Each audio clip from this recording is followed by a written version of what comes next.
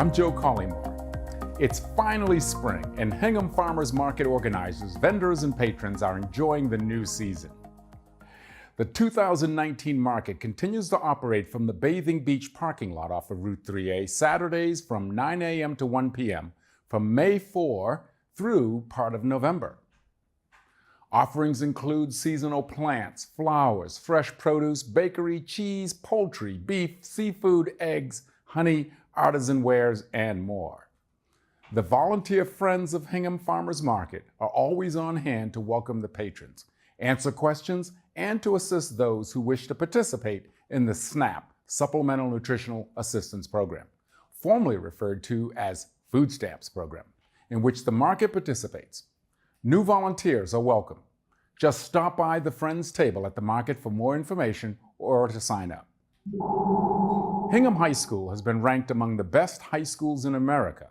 U.S. News and World Report published Tuesday the rankings of the nation's high schools. More than 17,000 schools are ranked annually, an increase from 2,700 last year.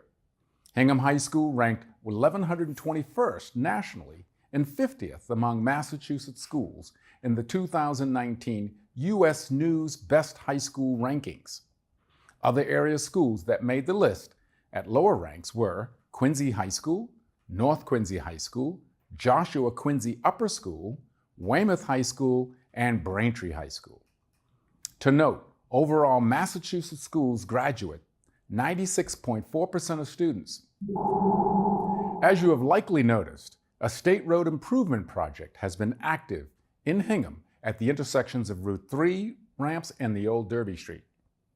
The plan is to have a new traffic light installed at the intersection of Route 3 and Old Derby Street by the spring of 2020. As a state road improvement project which began construction in the spring of 2018, the plan is also to add sidewalks, bicycle lanes, and a new travel lane, as well as realign Route 3 ramps and Old Derby Street. When finished, Old Derby 3 ramps to create a four-way signalized intersection. Project costs are estimated to be around $5 million. Individuals in the Department of Transportation and Hingham Police Department both agree that the project will improve the flow of traffic on Derby Street. Turn lanes will also be added at the new signalized intersections, and new traffic signals will be installed at the ramps. The additional travel lane will be added between the Route 3 southbound ramps and Old Derby Street. Construction from Pond Park Road to Cushing Street, about 3/4 of a mile, have caused some congestion, so further delays in travel are to be anticipated during this project for those in the area.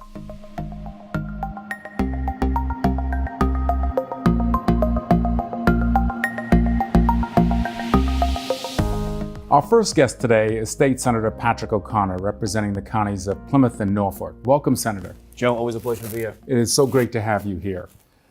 Let's talk about the state of affairs at the State House. What's it like going on at this point in time of the year? Well, it's very busy. We just finished the Senate budget, which is a $42.8 billion budget that basically runs the entire Commonwealth of Massachusetts.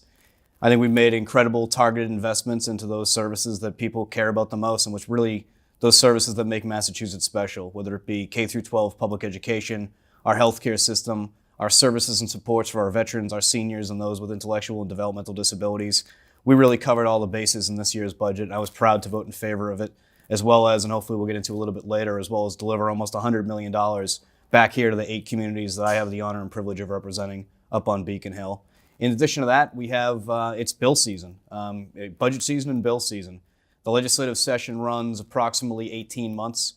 So the first part of the year, in the 2-year cycle, we file our bills. That's basically the month of January and February. The bills then get assigned to committees. That's sort of the March process.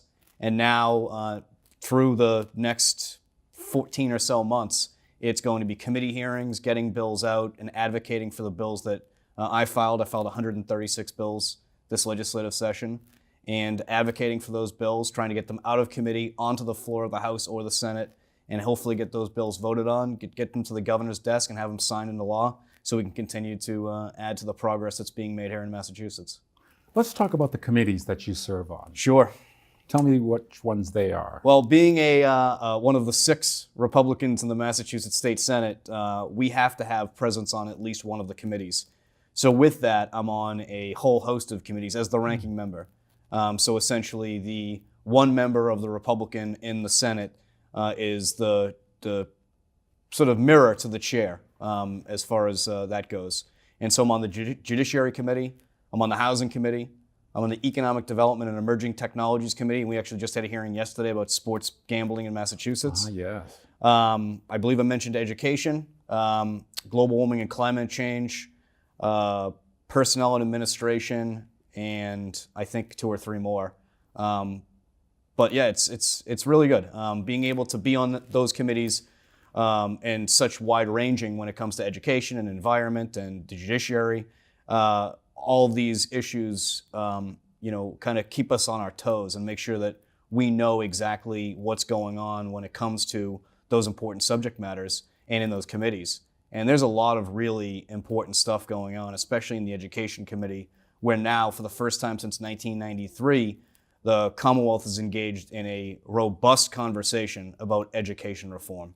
And that's specifically when it comes to the funding formula that we've been using since 1993. My personal opinion is that although Massachusetts has the #1 public education system in the entire country, and I've seen reports that say if we were a standalone country, if Massachusetts was its own country, we'd be in the top 10 in the world for our public education system. Despite that fact, we need to continue to make those investments to make sure that specifically the most economically disadvantaged children in the Commonwealth have the opportunity that every child should have. And that's when you graduate, that we have put in place a K-12 public education system that whatever it is you want to do in life, whatever that ambition that you have, whether it be to go to the military, a 2-year school, a 3-year school, straight to a trade, whatever it is, that you have the tools and resources and are prepared enough to take that next step in your journey. And I think that that's the most important thing that a government can do, is give every single child that opportunity. And unfortunately, it's not happening for every single child. And I think that this conversation that we're engaged in will hopefully lead to that happening. And in addition to the school districts that are already in really good shape. In my opinion, Hingham and many towns in the South Shore have marquee school systems, some of the best in the entire nation, public education systems. For those school districts, to make sure that some of those unfunded mandates, that we take a look at those, whether it be charter school reimbursement or school bus transportation, or all these things that, starting to pile up in these school districts as they continue to face the same thing that businesses and homeowners and families face with the rising costs of healthcare, that we have their backs as well. So this is going to be a very interesting conversation over the next 14 months of where we want to see Massachusetts' public education system continue to go into the future. Let's talk a little bit more about the funding formula. And you mentioned that we're using a formula that has been in existence since 1993. Yes. And within the counties of both Plymouth and Norfolk, which you serve, we have both high wealth communities, and we have other communities that are not. How does this current funding formula fail to serve the needs of those communities who may not have the wealth of a Hingham or other communities? Well, I think when you look at the economically disadvantaged school districts, not to single any one of them out, but some of the ones that are really struggling in this Commonwealth, when you look at some of the issues that they have, a lot of it's classroom sizes. You look at the economically we have offered curriculum, being able to hire and retain teachers. A lot of these things, you can't just snap your fingers and you're going to fix it. And a lot of these things are systemic, and that they need specific resources. And the best resource that you can give, in my opinion, to public education is financial resources, so that you go in there and with a major amount of accountability measures put in place, that you work with the school district, that the state works with the local school district to make those targeted investments, to make sure that children that may not have the same opportunities as some of the school districts that I have the honor and privilege of representing, that they get those resources directed towards those school districts without holding harmless all of the other school districts, and actually not even holding harmless, but actually continuing to make more investments into the successful school districts as well. So this is a multi-layered approach that the Commonwealth is going to have to undertake, and we want to get it done. And in all of the budgets that were put forward, education reform was on the table. Last year, I voted for the recommendations of the Foundation Budget Review Commission, which was a commission that was established a few years back to specifically look at what we need to do, how much money needs to be invested, and to where. And they kind of put a couple buckets out there, and one is to the economically disadvantaged school districts, another one's to special education, and the other one is to English language learners. That those are the three buckets that they identified as specifically underfunded. And the fourth was that school districts, sort of middle of the road school districts, are losing students and enrollment to charter schools. And the promise that the Commonwealth made was that we were going to reimburse you 100% of that student's first year that they leave the charter school. And then following that, for the next 4 years, you'd get 25% reimbursement, leading to a 200% reimbursement for basically over 5 years, of that child leaving your school district. Right now, we just do the first year at about 62%, and the rest of the years we don't. So that's the Commonwealth not keeping its commitment to school districts. And in my opinion, there's some of the school districts that need those resources the most, because you already have parents that are saying, we don't believe that this school district's adequate for our child, so we're going to send our child to a charter school. And at the same time, you're taking financial resources away from that school and not owning up to your commitment. So I've always said, and this has been something that people have been critical of me about, whether it comes to charter schools or traditional public education, it's not an argument over traditional public education or charter schools. This is a conversation about keeping the state's commitment to our public schools and making sure that they're held harmless for the first year, and then a 25% increment over the next 4. But unfortunately, that has not been the case, and that's something that in this education reform we will absolutely address. Thank you. Let's move on to talking about the environment. And there are a couple of high-profile projects as we speak. One, of course, is, I believe tomorrow marks the decommissioning of the Pilgrim power plant. But a more pressing matter, I think, is the compressor station there in the Fall River area. What's going on with respect to the compressor station? Where are things currently? Where's your position, and where do you see this process going next? Well, my position has been in complete opposition to this project for over 4 years now, which is wild to think about, that we've been fighting this project for 4 years. But I recently went over to Quincy, and FRAX, the Fall River Residents Against the Compressor Station, had a cake because it was the 4th anniversary. And I just, at that point in time, kind of reflected back and said, wow, this has been a really interesting journey. That during that period of time, I was the president of the Weymouth Council, ran in 5 elections now since that period of time, and still we're fighting this project because we're fighting the good fight. Where it stands right now is that there is just absolute chaos going on at the state level, that the air quality permit that was issued by DEP was appealed by the town of Weymouth, and the appeal process is currently ongoing. And during the appeal process, at the 11th hour, DEP released over 700 pages of documents that they had not previously released on air quality data. That led me and a group of legislators to basically say, look, the public has lost complete confidence in this process. Start fresh. One of the things that we got was a health impact assessment. So before they issued the air quality permit, the state said, let's do an independent assessment on the air quality. And we had the Metropolitan Area Planning Council come down. It was about a 6-month process.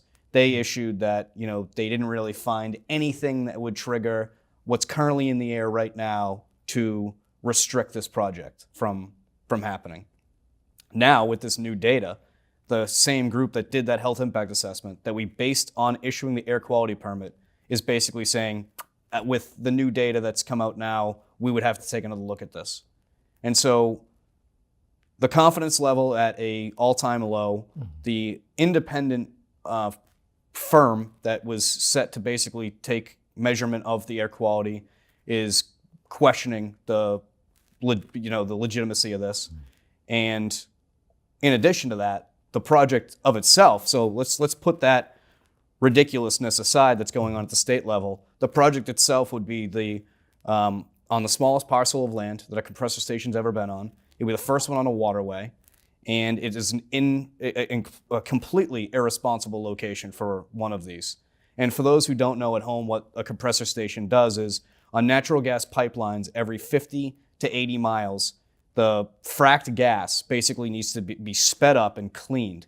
And so this compressor station does that, where it cleans the natural gas because natural gas is no longer natural. They actually dump about 2,000 chemicals on these shales in western Pennsylvania and in Ohio to extract this gas.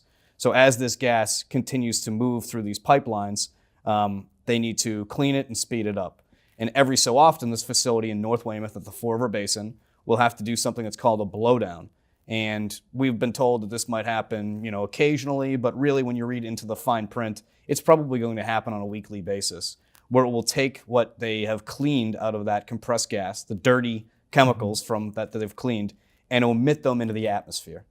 And they claim, even though, again, this is the new way of fracking is not even more than 2 decades old, they claim that there's going to be no health or environmental impacts or minimal, but I don't believe that. And I don't believe that you can judge something until you have years and years and years, decades and decades and decades of empirical evidence that shows that this isn't going to be something that's going to harm people in the future.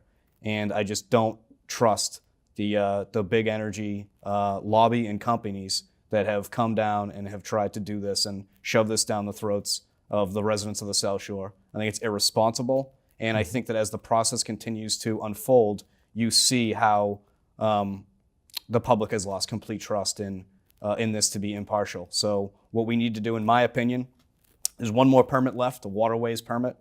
Coastal Zone Management will issue that. We need to reject that permit. We need to use the resources of the Attorney General's office. We need to respond after Enbridge, which is a Canadian-based company, when they sue the Commonwealth of Massachusetts. We need to respond to that. We need to go to court, and we need to prove our case that this is not responsible of the energy companies to do this in the community of Weymouth. Do you anticipate this process at the judicial level going all the way to the appellate level, perhaps? So Governor Cuomo in New York recently rejected a water permit for a 100-plus mile pipeline that was to go through New York. The company was called Construction Pipeline Company. So it goes to show how old some of these companies are. But so it was rejected.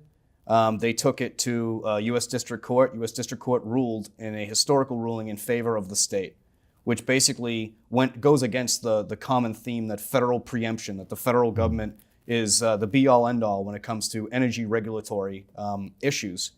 And so Construction Pipeline Company appealed that to the Supreme Court, and the Supreme Court refused to hear the case. So we have a situation now where we're in unprecedented territory, and I truly believe and I truly hope that Massachusetts is the next one to follow suit, because we need more responsible siting of energy. And I'm not one to say that we're going to snap our fingers again and all natural gas is going to go away. I truly believe we have to, and I'm glad that we've made investments to move towards a clean, renewable energy future. But as we continue to make that transition, we need to watch out for our neighborhoods. We need to watch out for our communities. We need to watch out for this Commonwealth and make sure that where these new infrastructure projects go are responsible. It's interesting you talk about the regulatory agencies. And I had previously made reference to Pilgrim Nuclear Power, which is being decommissioned starting tomorrow, the 31st.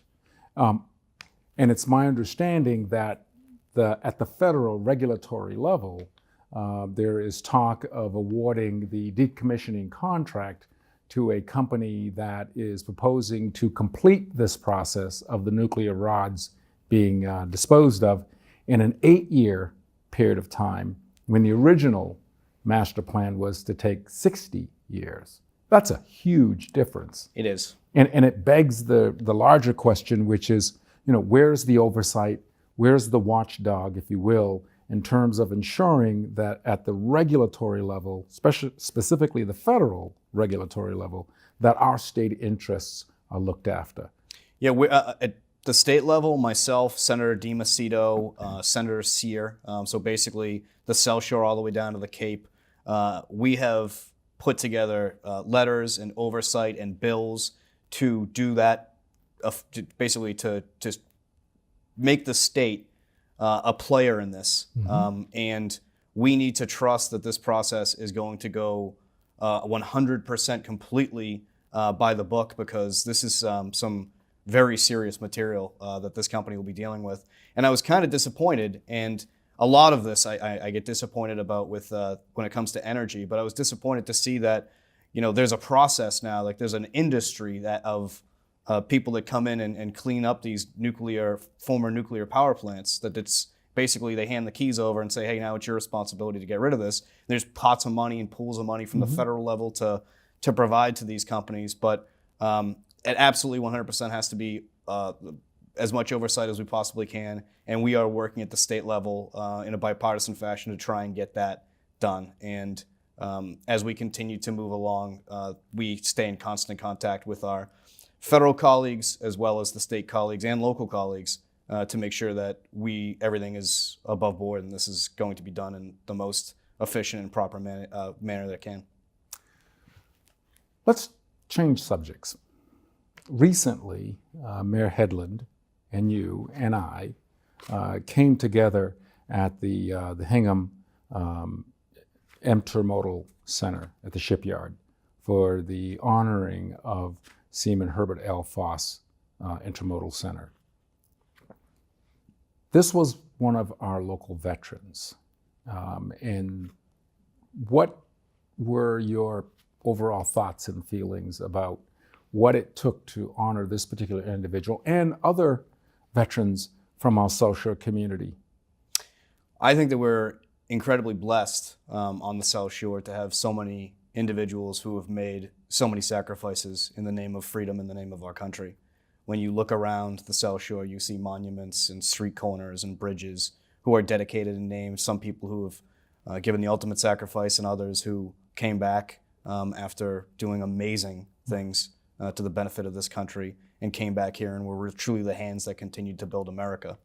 The Herbert Foss terminal that we were able to get done was when I was still working as a staff member then to now Mayor Headland, then Senator Headland.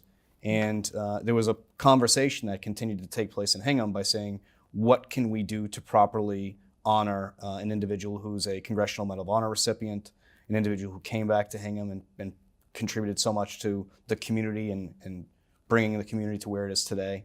And so what came about was that the new terminal at the shipyard was in the process of being built, and we thought, wouldn't it be a good thing to name that after Seaman Foss, just because of how relative it is to his life.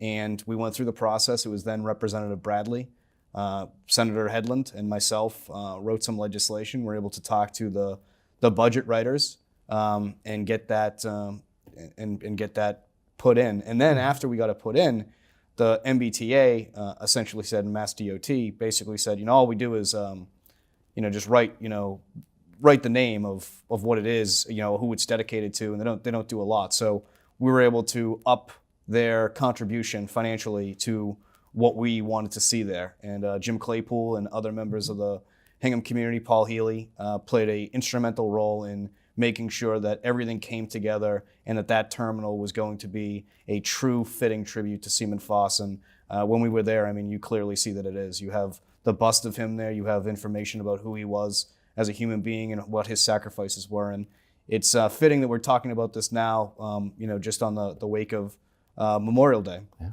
And being able to talk about, throughout the district, just talk about, how we need to honor those who served and how we need to remember their sacrifices and read about who these people were.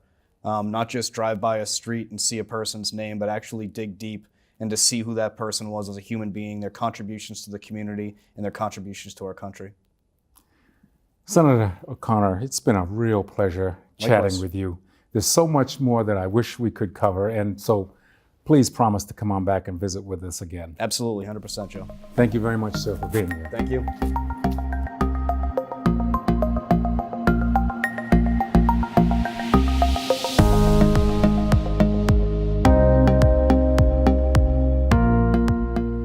Our next guest is Leigh Baltzer.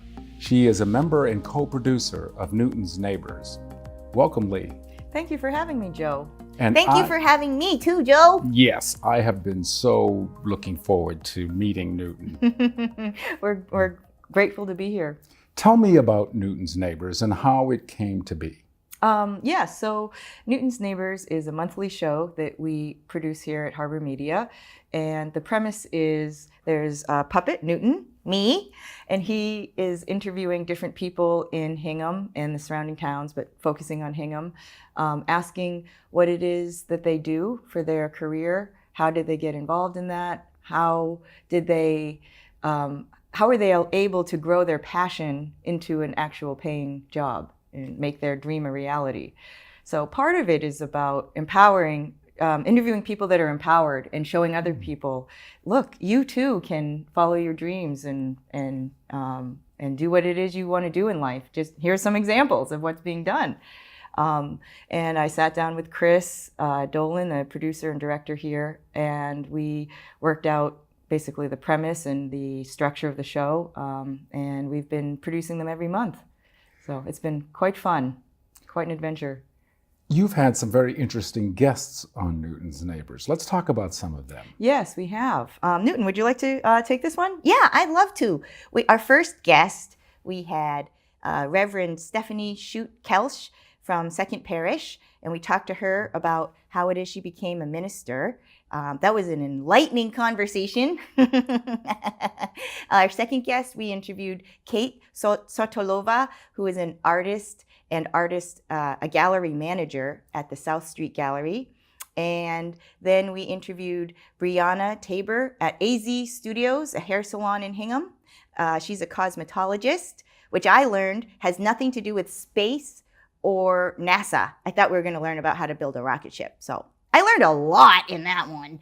And our last interview was a woman named Jiva, and she is a yoga teacher at the Peaceful Sanctuary in Weymouth. I forget the exact name, the Harmonic Sanctuary, I believe. And we learned about yoga and sound healing techniques. It was, that was a life-altering episode, I feel like, for me. Mm-hmm. Tell me why. Why do you feel it was a life-altering episode for you, Newton? Well, I learned a lot about spirituality in that interview and how it's something that affects, it's not just something that you do once a week, like you go to church or synagogue or a temple. It's something that if you choose to, allow it to infuse each moment of your life. And a lot of what spirituality is about just being quiet with yourself, listening to your own inner voice and to others and to nature around you, and just connecting with everything that's alive. It's sort of like the Force in Star Wars, and we're just all connected, and how every moment is a chance to take a breath and choose to be connected in that moment or not to be, but it's all up to you. Your show has been so inspiring for so many people who've watched your program. What are the messages that you hope to convey to them? Well, I would like to, like I said, I'd like to help other people follow their dreams and kind of almost give them an unspoken permission. It's sometimes we don't allow ourselves to. We think we put up roadblocks for ourselves more than external roadblocks. We're our biggest roadblock. And I think the show is helping to unblock those internal mental blocks to show, look, here's people really doing it, living their life, living their dreams, and you can too. And specifically from all of those guests, one thing I learned that was a common through line in each of the episodes is about listening. The minister talked about listening to her parishioners. The hairstylist talked about listening to her customers, making sure that she's cutting their hair in the way that they're wanting, and she's listening to their needs. The art gallery manager has to listen to her customers and asking about what kind of frame they want for their art, what kind of overall effect they're going for. And the yoga teacher, definitely I'm learning to listen to myself. So listening is a common thread through everything. And I think it's helpful to remember to just listen. What a profound lesson. Indeed it is. Let's talk about your experience here as a member at Harbor Media. How did you become a member of Harbor Media? I became a member with Harbor Media. Actually, it was through a puppet show. I was doing a puppet story time at the Hingham Library, and a couple of the members here were filming the show, and they asked me after. They told me all about the new studio. It was just recently renovated. This was a couple years ago. And they told me all the benefits about being a member. They said, come down and check out the studio. So I did. I fell in love with both the studio and, more importantly, the people here. There's a wonderful group of people running the studio. And I quickly became a member and started doing a different show with them called Beyond the Talking Points, Our Nation's Transformation. And that was a show about the intersection of spirituality and politics. They were incredibly supportive in teaching me both on-camera and post-production skills and techniques. Mm-hmm. Our second show we worked on with puppets was called Lighten Up, and that was like a sitcom. That wasn't a talk show. Chris Dolan wrote and directed and produced that series. Unfortunately, it got cut for budget reasons, but it had a lot of potential and it was super fun to work on. So I hope we get another opportunity to do that again. And the third and current show is called Newton's Neighbors. So that's kind of, it's similar to Our Nation's Transformation, Beyond the Talking Points, because we're interviewing live humans, but it doesn't have a political bent to it. It's more geared for children. Actually, it's geared for all ages, children and adults. Each show has had its own positive, experiences and also things we've learned from. So the whole thing has been one big work in progress, and I really honor and appreciate this opportunity to work with other people with puppets, because I often am doing it by myself.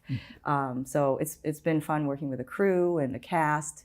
In the example of Lighten Up, there was a cast. Newton had this kind of at odds relationship with one of the main characters, and it was really fun to be like acting and not just, being the puppet, but being the puppet as a character. It was a whole nother level of challenges. It was really fun. So this has been somewhat of an evolutionary process for you and for Newton. Yeah, yes, yep, absolutely, yeah. And we just keep trying to incorporate things from the past experiences and make them even richer make the future show even richer based on that.